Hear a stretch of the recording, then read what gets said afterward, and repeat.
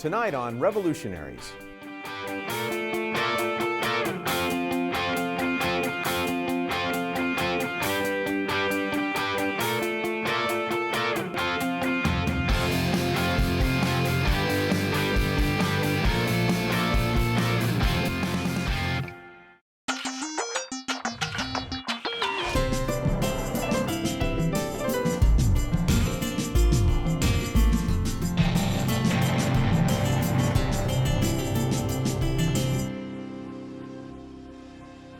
Tonight we take Revolutionaries on the road to NPR studios in Washington, D.C. and get the inside story of one of the giant companies of the internet age. We talk with Steve Case, former chairman of AOL and now a mentor for entrepreneurs around the country. Major funding for Revolutionaries is provided by the Intel Corporation. Thanks for being here tonight. Great to be here. How are you? I'm doing terrific. It's ironic. You were telling me a minute ago that we came to Washington to interview you, and yesterday you were in San Francisco. I almost called you and said, you sure you want to do Revolutionaries on the road? Because I happen to be in San Francisco. But I love the idea that you are hitting the road, and I'm honored to be the first of your Revolutionaries on the road. Thanks. Well, welcome to Washington, D.C. Thank you. Thanks. As a guy who's spending a lot of time on the road, you can probably appreciate what that means. Let me ask you, I'm going to start by just talking a bit about your background. So childhood in Hawaii, college at Williams College.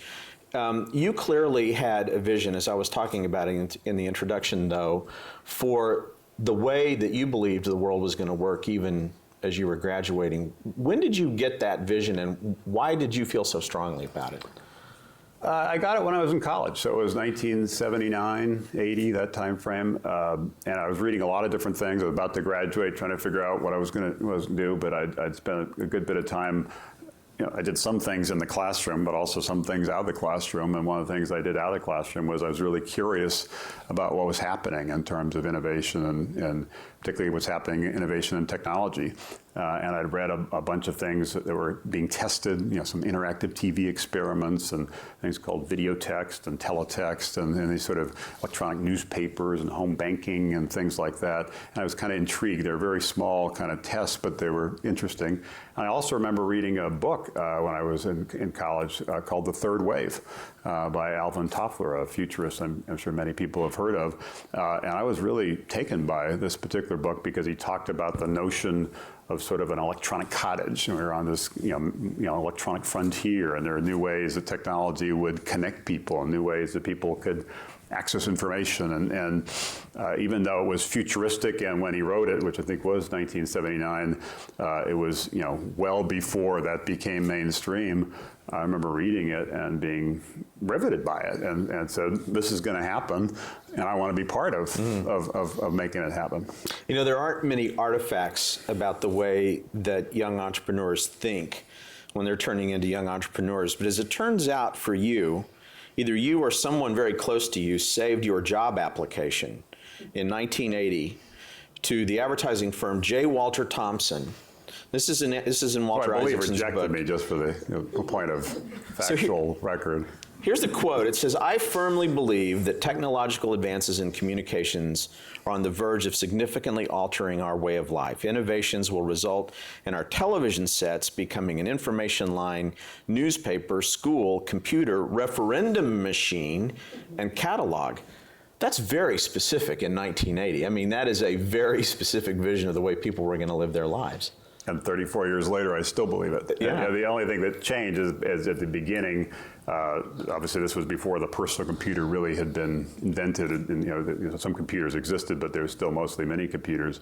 So the idea that this would happen through the television seemed likely.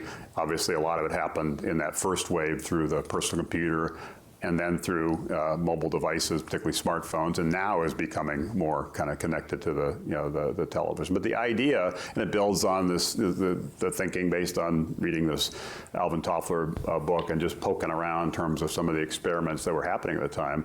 The idea that you could be anywhere and connect to people all over the world, and also get information from sources all over the world.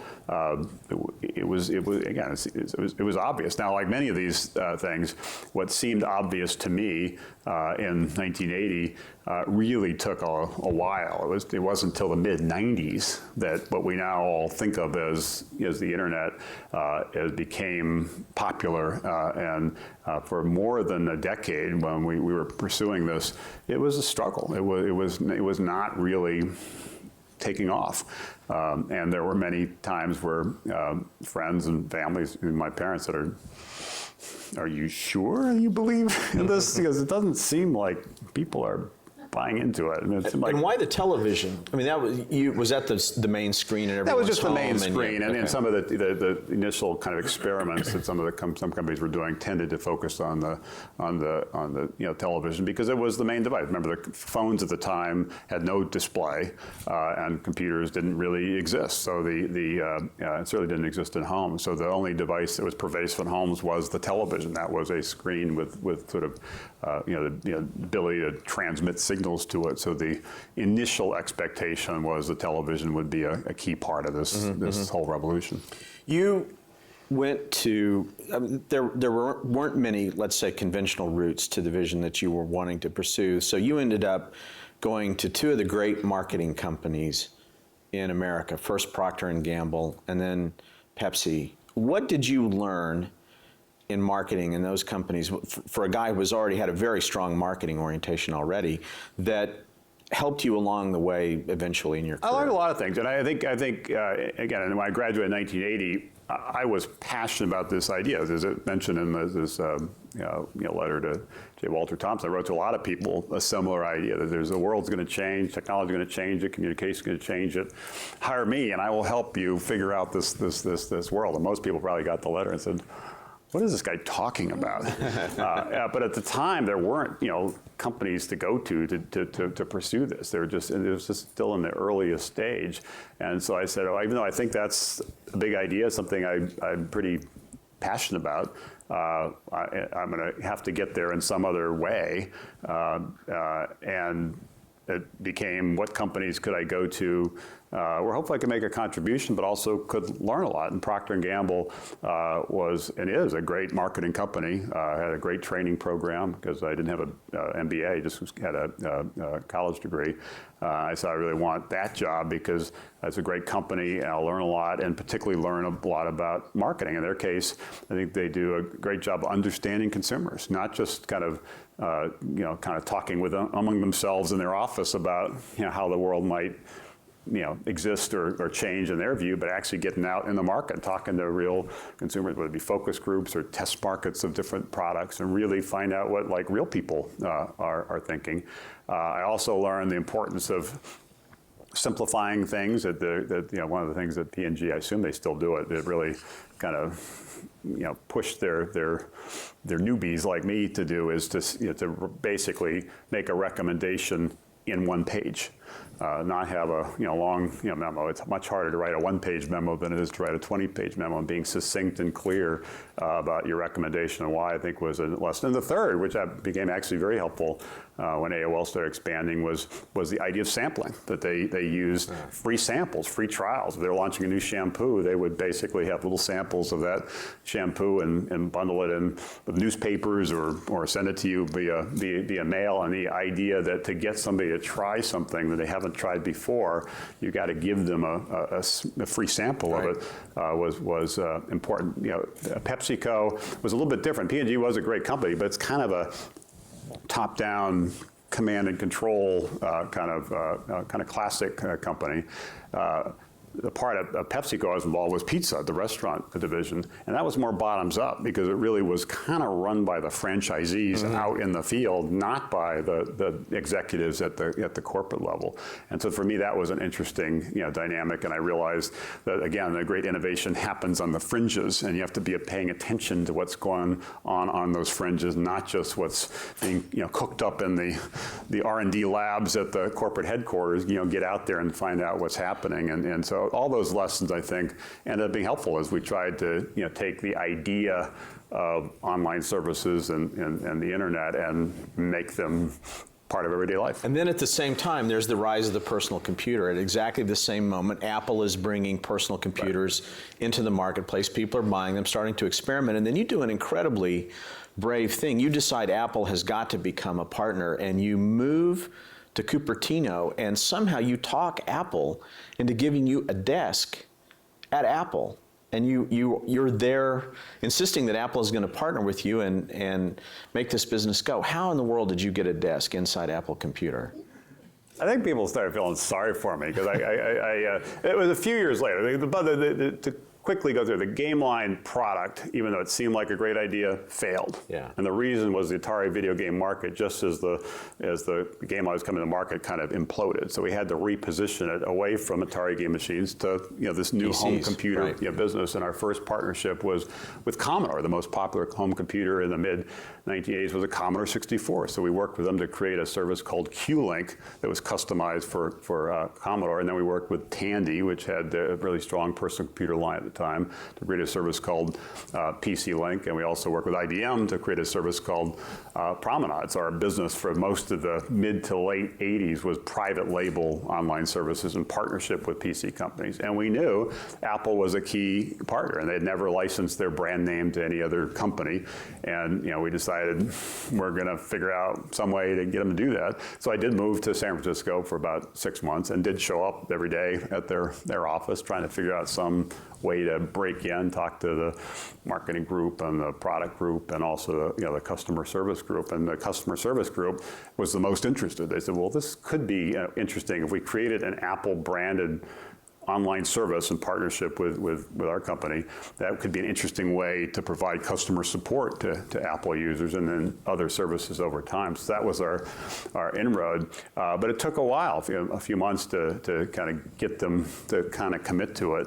And I'd show up every day and show up every day. Finally, one day I said, since I'm showing up every day and every day I sign in and you can kind of come get me, why don't you just give me like a pass or something, a contractor badge or something, and to save you the hassle. And I said, yeah, that kind of makes sense. And I was kind of sitting around like different conference rooms and said, there's like a little cubicle over there. You mind if I just go there? And they said, sure, that's fine. They were very, very friendly. I was very kind. And then finally, after a few more months, we finally did strike the deal, and we created a service called Apple Link Personal Edition, initially for the Apple II, but we were hopeful and had plans to also support the Macintosh, which was just coming to market at the time. What were you learning about the way people were going online and what they were doing, given that you eventually did have deals with all these PC? Well, it evolved. In 1985, when we actually started what's now known as AOL, we had different brands for a while, but initially the company was called Quantum Computer Services. I mentioned the brands were Q-Link and Promenade and PC Link and Apple Link Personal Edition. And when we started in 1985, and again, this seems crazy now because of how pervasive the internet is, but in 1985, only 3% of people were online in this country. And they were only online, those 3% were only online on average 1 hour a week. So it was still the earliest days in terms of getting things going. And there were a lot of reasons for it. Most people did not have computers. The people who did have computers, most did not have a modem. Why? Because the computer industry, for most of that decade, decided the modem was a non-essential peripheral. You actually went to the peripheral section of the computer store to get this thing called a modem, and then had to figure out how to plug it in and figure out how to make the software work. So it was kind of defining modems communications. Now the internet is non-essential, and we felt it was the most essential, but it took us a few years to finally convince. IBM was the first to say, okay, we'll build a modem into our new home PC line, and others had to do it as well. The communication networks then were way too expensive. You'd spend $10 an hour to be online. That's why you're only online an hour a week. It was really, really expensive. The software to get online was really hard to use. The services, once you got online, were not that interesting.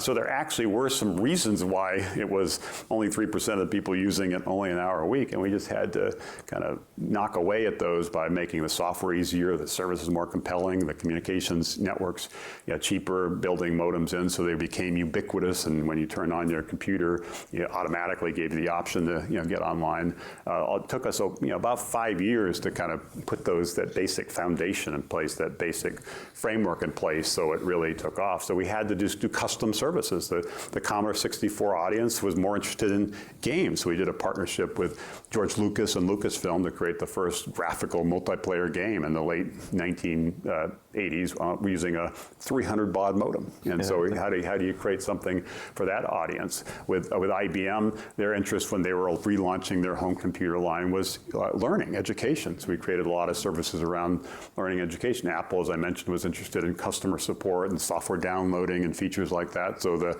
Apple Inc. Personal Edition was focused on that. So it really was identifying these different segments based on what computer you were buying, which services you're more likely to be interested in. That's really what we did for the first 5 years or so before we then kind of relaunched it as America Online. You mentioned venture capital, and that leads me to ask another question. This is the late 80s, early 90s. Silicon Valley, the rise of Silicon Valley has begun.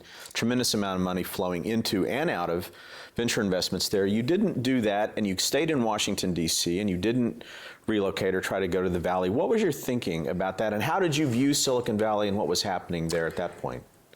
Well, our thinking was we were here because we had joined this other company, this Bill von Meister game line company, and there was 3 co-founders of AOL, myself, Jim Kimsey, and Mark Serif. We had to work together at this previous company, and we were already here. So that's why we started here. It wasn't like a grand plan. We were here.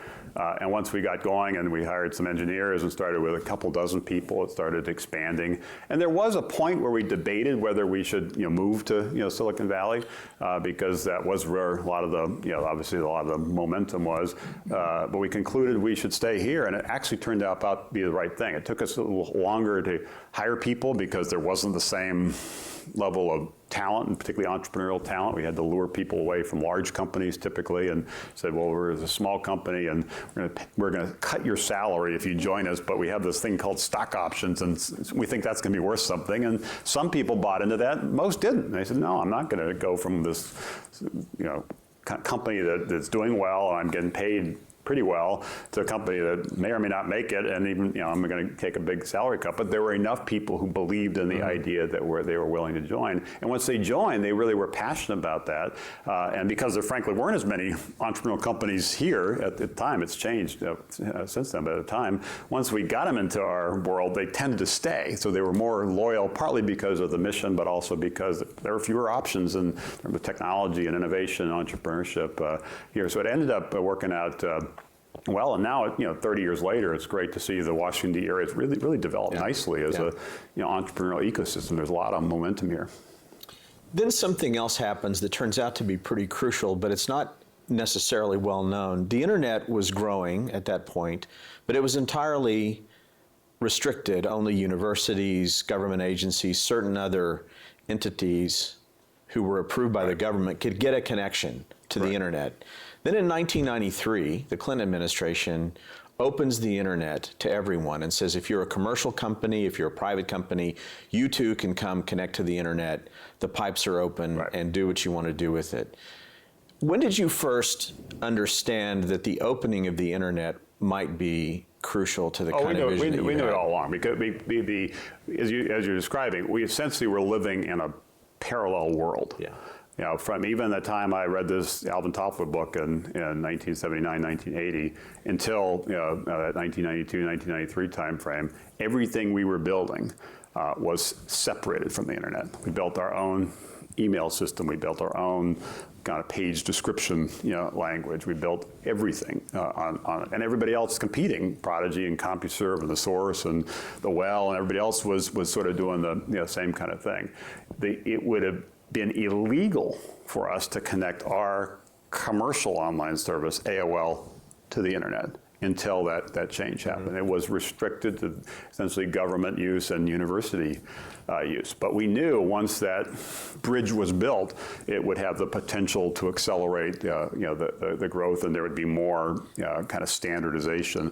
But it took a number of years before that finally happened. So once it was clear it was happening, we moved pretty expeditiously to try to be the first company to really embrace the internet and position it as, coming through AOL was the best on-ramp to the internet, and we were providing a whole set of services, content, community, commerce, that was unique to AOL. So it was sort of the internet and a whole lot more at an affordable price with easier to use software and faster speeds to some of the things we were doing with technology to expedite the delivery of graphic images.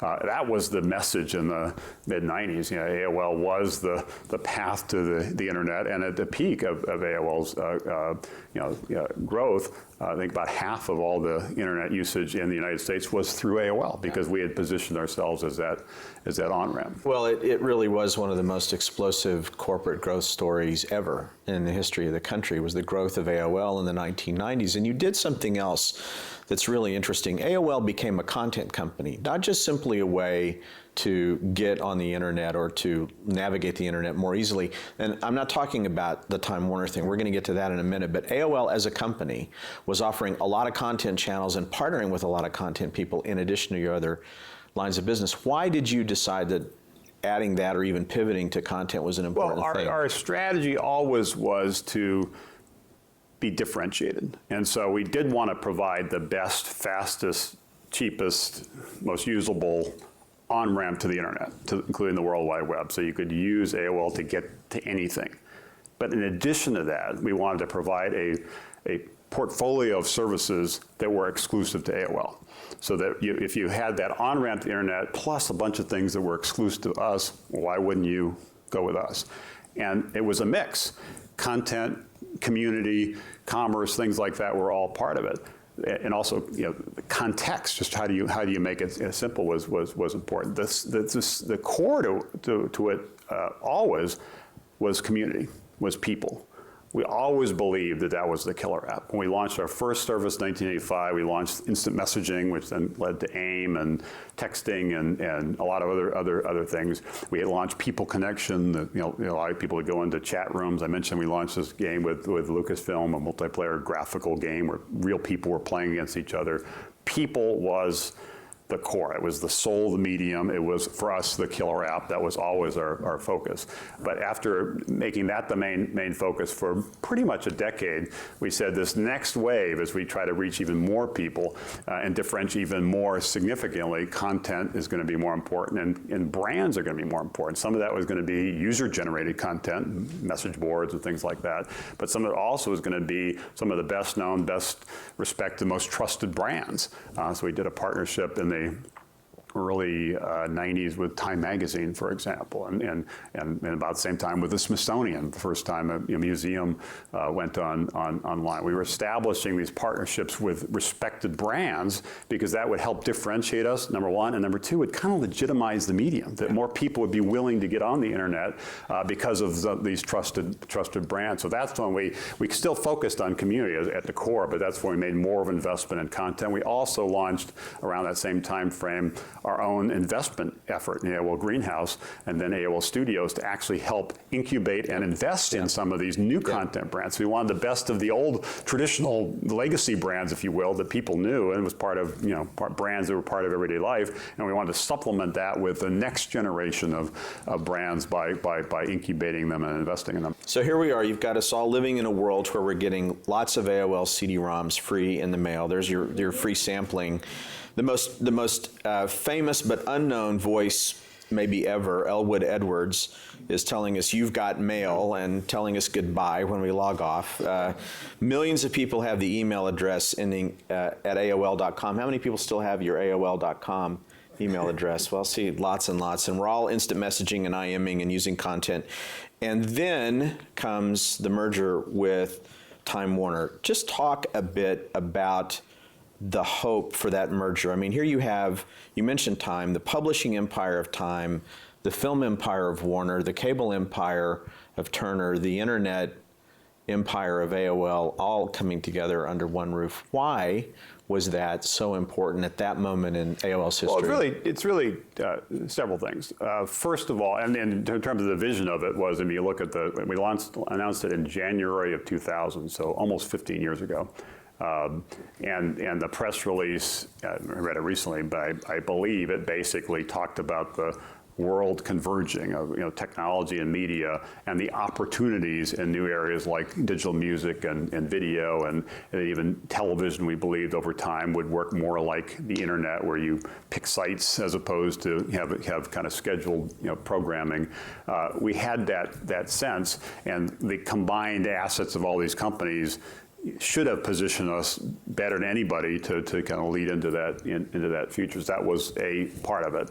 Just our bet on where the puck was going, as Wayne Gretzky used to say, you have to focus not on where the puck is, but where the puck was going. And those brands and that broader way of content was going to be important. Secondarily, we knew we were the leader in what dial-up communications, what at the time was known as narrowband.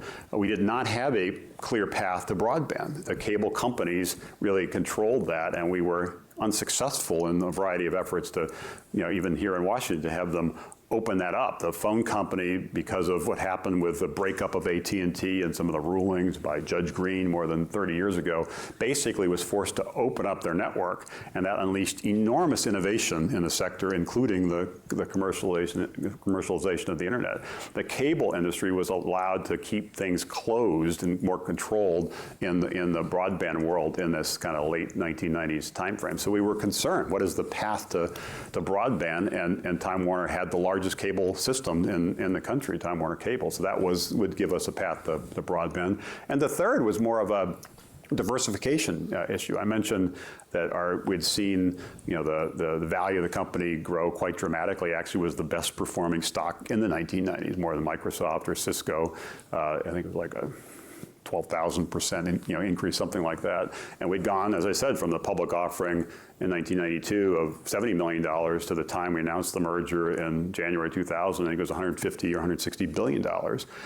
And that was for a company that was pretty significant, had pretty significant market share, and had $5 billion in revenue and $1 billion of profit, but was still a pretty high multiple based on any kind of historical numbers in terms of a multiple of revenue and multiple of profits.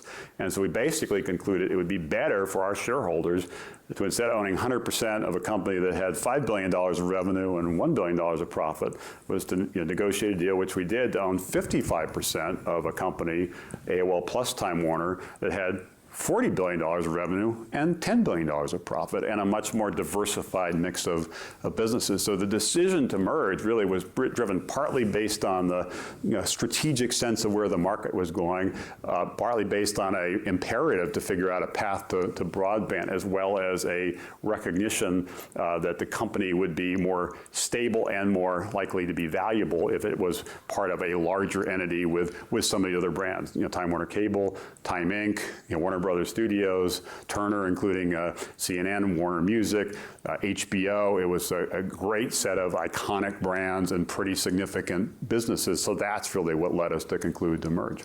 I know when you talk to young entrepreneurs, you talk to them not just about the idea and about the model. You talk to them about the culture and the kind of healthy culture you have to build within a company. And a lot has been written about AOL and Time Warner and the very different cultures of the two companies, fast-moving, internet-oriented platform, different kinds of very traditional businesses.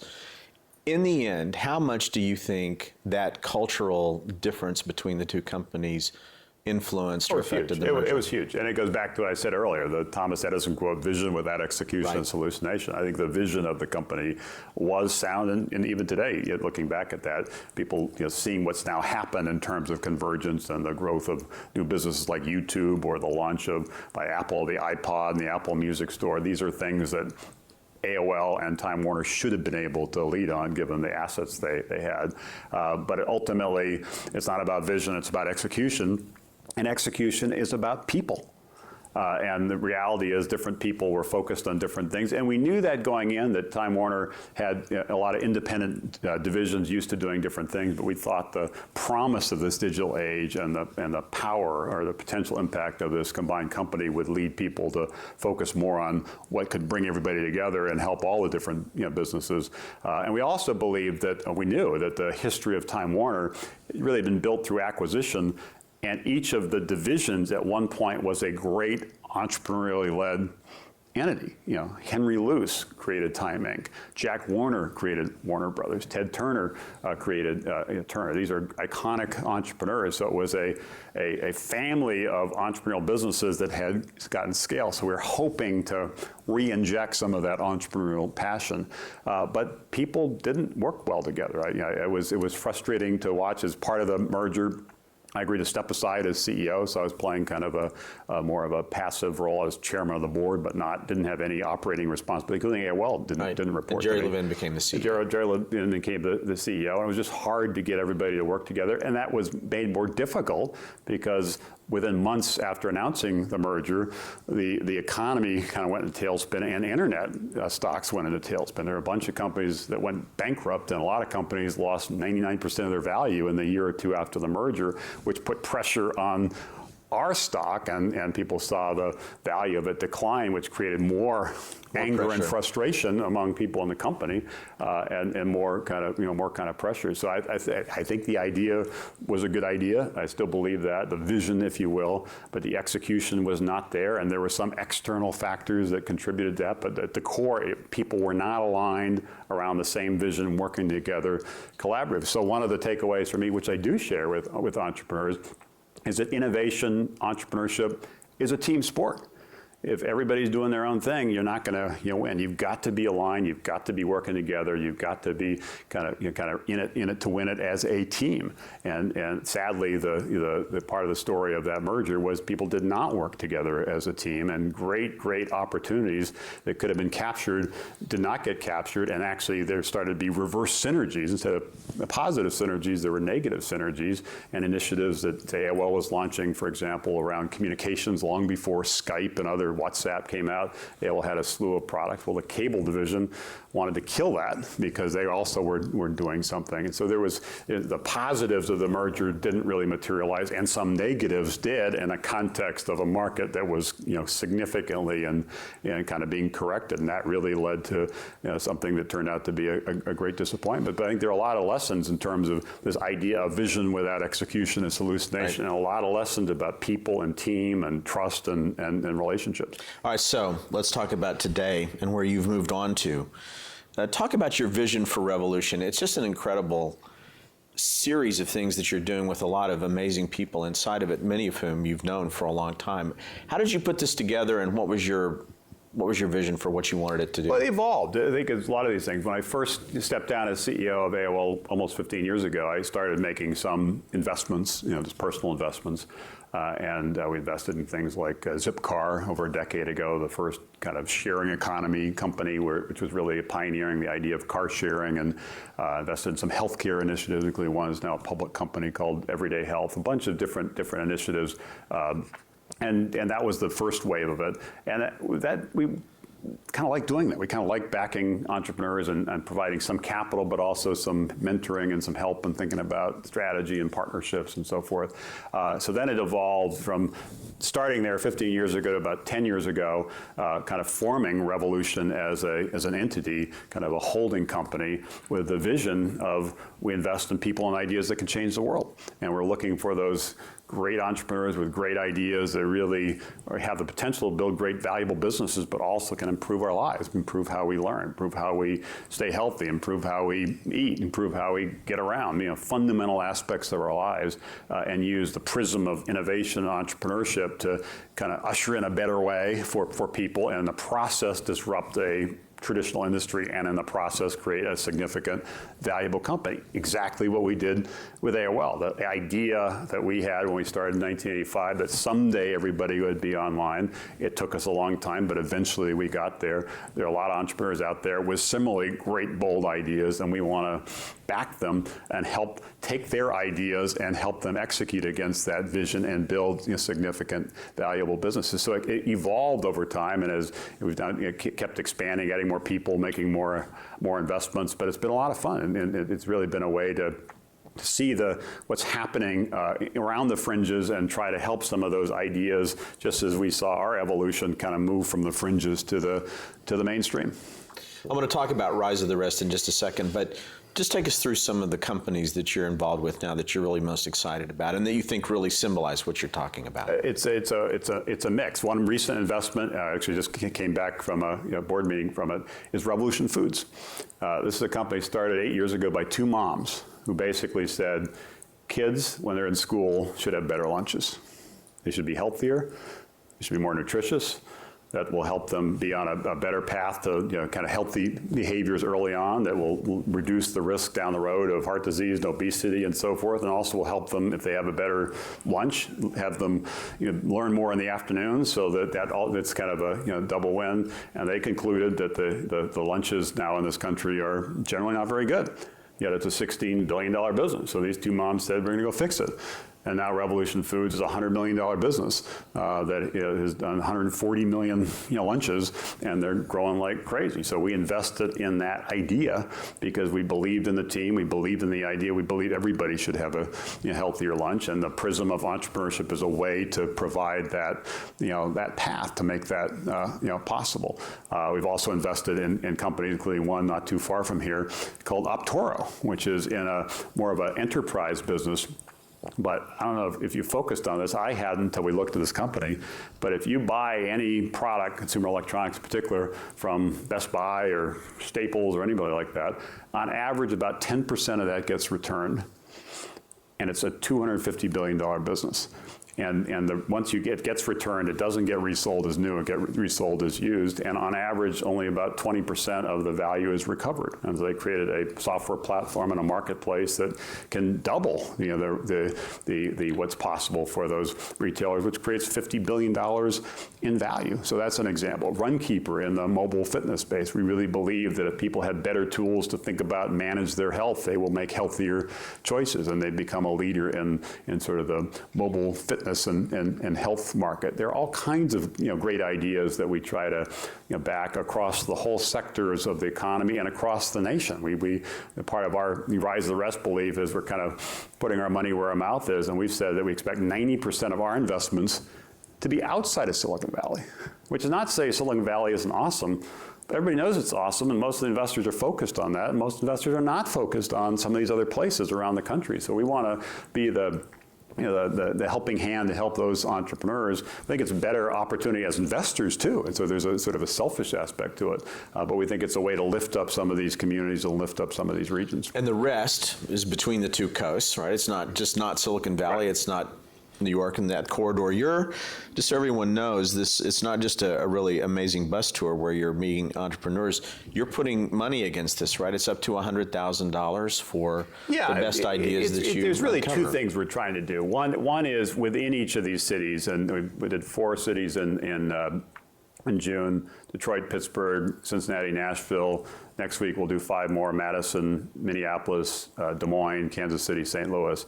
Is in each of these cities we spend a full day there, and we start usually meeting with some of the business leaders and politicians and try to make sure they're focused on what's important to startups. Then we get on the bus and drive around town and visit different startups, and have media, both local media and national media, kind of following and watching and filming to kind of shine a spotlight on what's happening, and then do something like this, sort of a fireside chat kind of interview, and then have a pitch competition where the communities help find the 10 most promising startups, and they pitch, and then the winner gets an investment. We're hoping all 10 will actually get more capital from a variety of different sources because there's more of a spotlight. And then we kind of have a celebration of startups and entrepreneurs, and then we get on the bus and go to the next city. So it's partly try to create more of a network density, more of a sense of collaboration, more of a sense of hope, more of a sense of possibility within each of these cities. So together they work more collaboratively.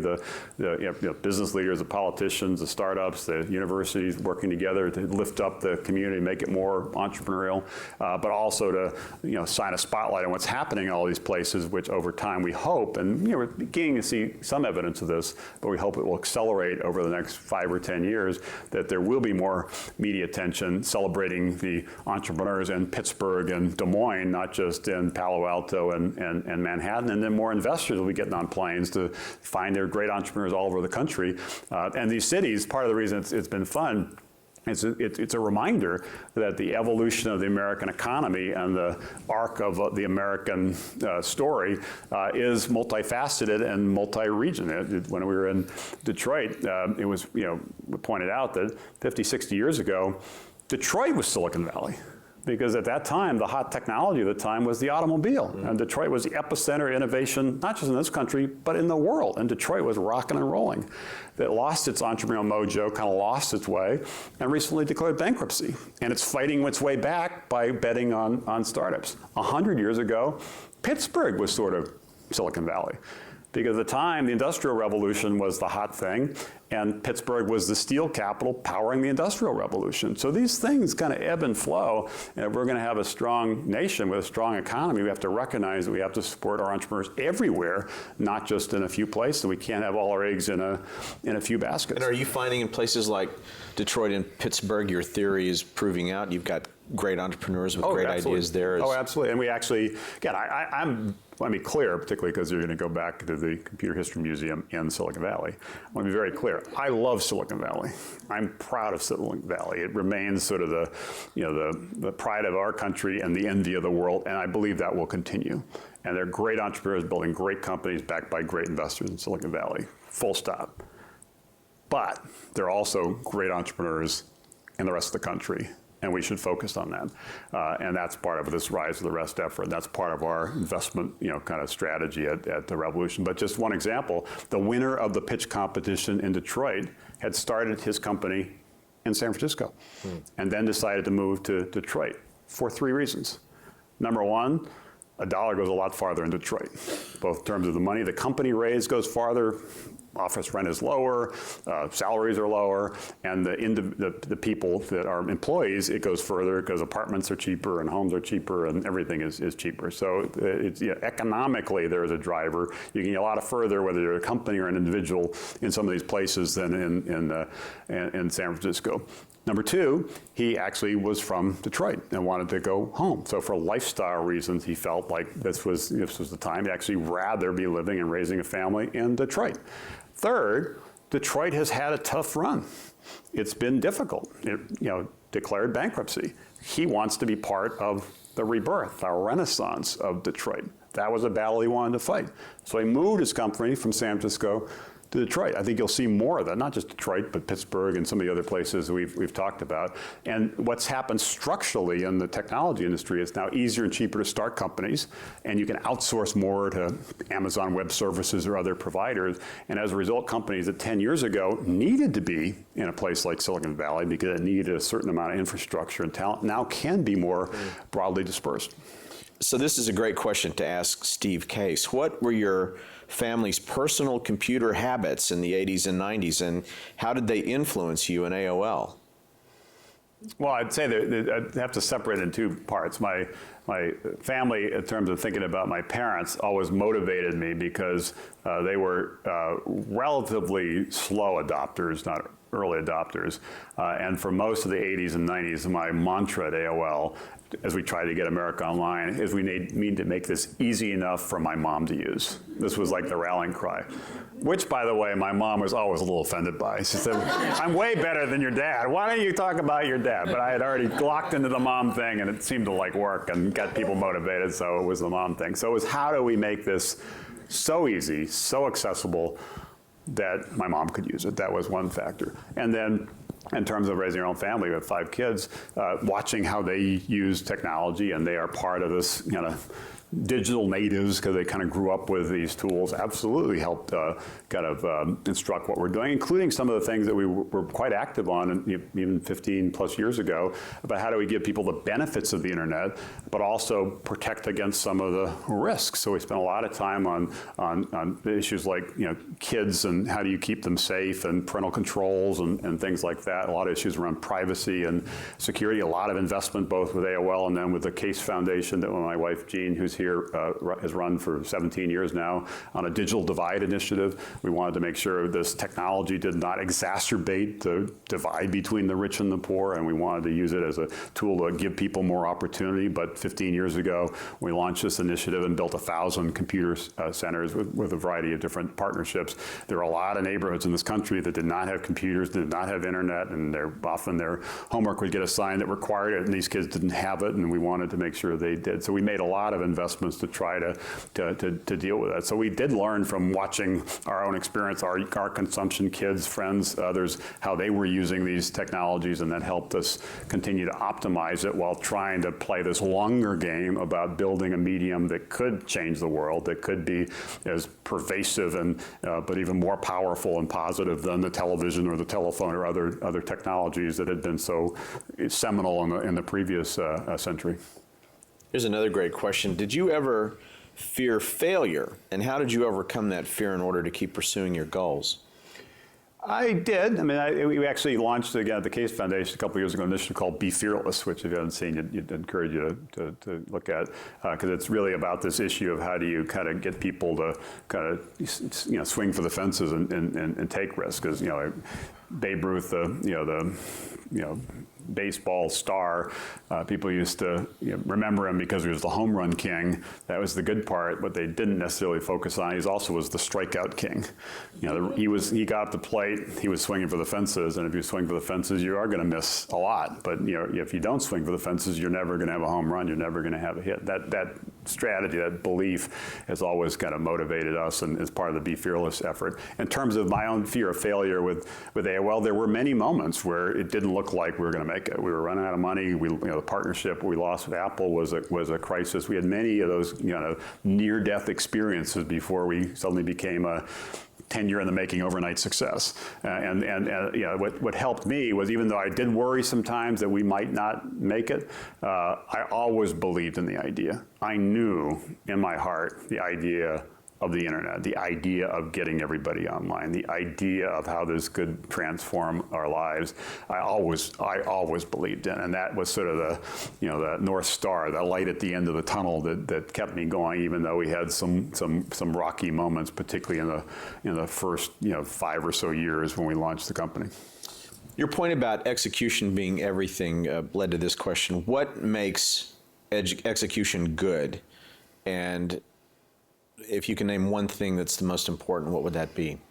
People, priorities, and passion, which are 3 things, but at least they're all P's. I mean, you got to have the right people. It's as I mentioned, entrepreneurship is a team sport. You've got to recruit the right people. You've got to focus them on the right priorities. A lot of companies get lost or stray because they're trying to do too many things. People are confused about what the mission are. So clear priorities are important, and passion important. You can't fake it. If you're trying to change the world, it's going to take a while. It's going to be hard. There are going to be kind of good days and bad days, good years and bad years, and you have to be passionate about that mission. Everybody in your core team has to be passionate about that mission, or you'll give up when the going gets tough. So I think execution is some mix of the right people, focused, working together, the right priorities and passion. I'd add that there's another wave, I think, about to break in the internet, sort of the third wave, that's going to also require more sensitivity around policy and more of a focus on partnerships. And the reason for that,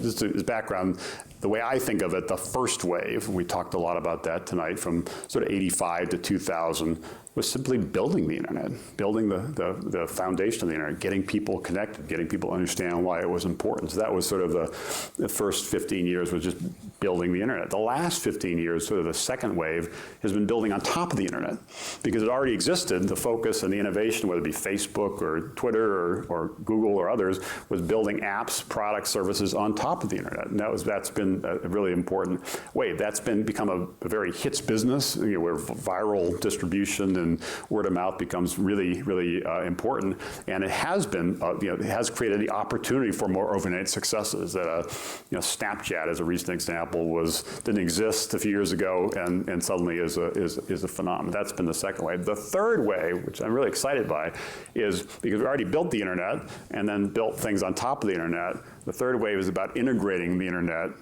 really seamlessly and sometimes invisibly in every aspect of our lives. So things like the Internet of Things, the different kind of devices become important. Things like using technology, particularly the Internet, to reimagine how K-12 education happens, or how healthcare is delivered to keep you healthy, or to deal with chronic disease, or deal with life-threatening disease, or how technology is used to better help us understand the trade-offs around energy consumption. This is what's going to drive the third wave, and policy is going to be more important, because whether you like it or not, and a lot of people in Silicon Valley don't like it, the government in every country in the world is going to be involved in regulating some of these industries. Transportation, energy, food, healthcare are going to be regulated. You can argue it should be less regulation, you can argue it should be different regulation, there can be some regulation, and engaging on that at policy level is going to be important.